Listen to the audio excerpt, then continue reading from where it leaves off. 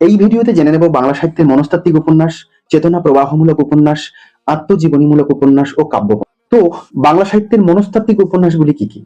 না, বঙ্কিমচন্দ্র চট্টোপাধ্যায়ের বিষবৃক্ষ, কৃষ্ণকান্তের উইল, এর মধ্যেও মনস্তাত্ত্বিকতা আছে, যদিও সার্থক মনস্তাত্ত্বিক উপন্যাস আমরা রবীন্দ্রনাথ ঠাকুরের চোখের বালি থেকে পাচ্ছি। চোখের বালি প্রথম সার্থক মনস্তাত্ত্বিক উপন্যাস।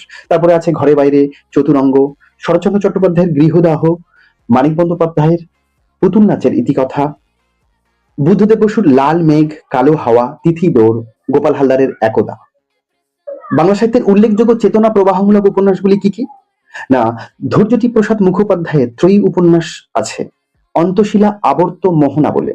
তারপরে বুদ্ধদেব বসুর লাল মেঘ, গোপাল হালদারের একদা, সতীনাথ ভাদুরীর জাগরী, মতিনন্দীর নক্ষত্রের রাত। আর বাংলা সাহিত্যের আত্মজীবনীমূলক উপন্যাসগুলি কি কি?